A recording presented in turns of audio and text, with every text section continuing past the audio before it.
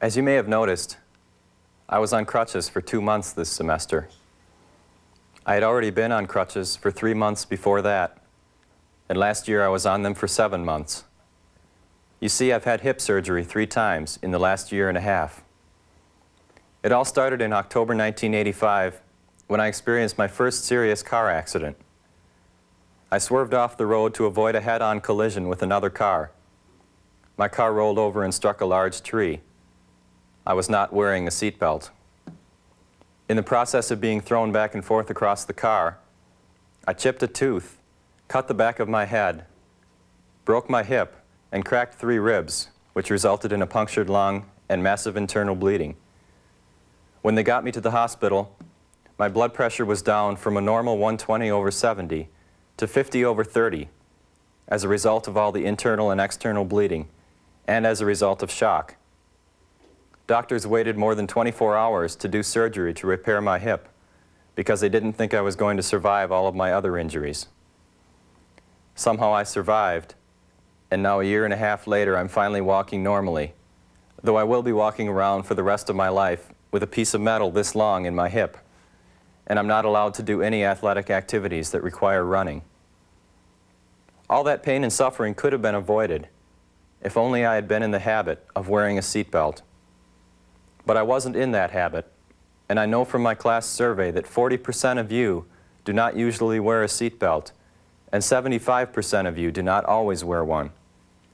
Yet the National Highway Traffic Safety Administration tells us that each person stands a 1 in 3 chance of being in a serious auto accident at some time in his or her life. So we can possibly predict that 1/3 of you will be in a serious accident at some point. And it may sound corny, but I mean it, so I'm going to say it. I don't want what happened to me to happen to any of you.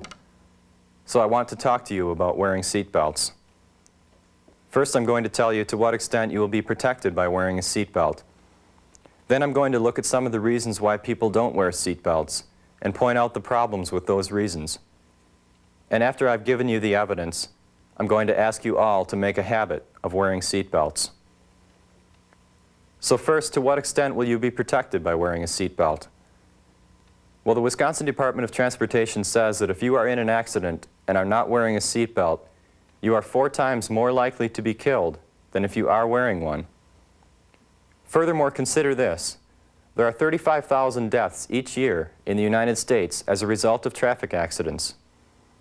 The National Highway Traffic Safety Administration, the National Child Passenger Safety Association, and the Wisconsin Department of Transportation all estimate that traffic deaths would decrease from 35,000 to around 17,000 annually if everyone wore seatbelts. So our most knowledgeable and reliable sources of information on seatbelts have all come to the same conclusion, that we would cut traffic deaths in half if everyone wore seatbelts, and that we would save 18,000 lives each year. Now let me put that number into perspective. 18,000 people, or the equivalent of more than half the undergraduates on this campus, are needlessly killed every year because they do not wear seatbelts. But why is this true? What does a seatbelt do to protect you? Well, in a head-on collision, which is usually the worst type, your body will be thrown forward into the steering wheel, into the dashboard, or through the windshield with incredible force. Imagine falling headfirst from the top of a 3-story building.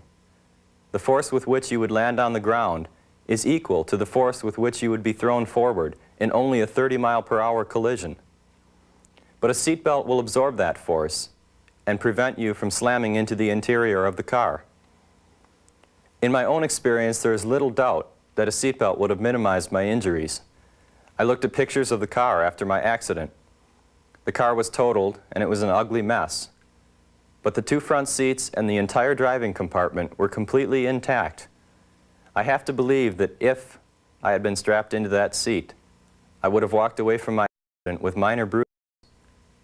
But remember, I used the word if I had worn a safety belt. So the evidence is strongly in favor of wearing seatbelts. That brings me to the next question. Why don't people wear seatbelts? People often say that in an accident they would rather be thrown free of the car or at least be able to get out of the car in case of fire or submersion in water? Well, according to the Wisconsin Department of Transportation, accidents involving fire and submersion make up less than 1 out of every 200 auto accidents.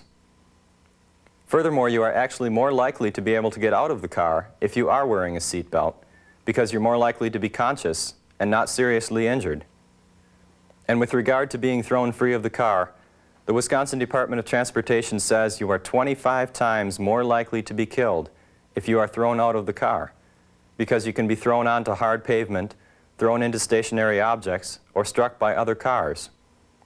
Clearly, you are safer being strapped in than being thrown around. The other major reason why people don't wear seatbelts is that seatbelts are uncomfortable and restrict movement. Now, if this is your reason for not wearing a seatbelt, let me ask you to do something right now. Imagine in your mind a two-sided scale. On one side of the scale, put the value that you place on being completely comfortable while driving. And on the other side of the scale, put the value that you place on your life and your health. Which side is heavier?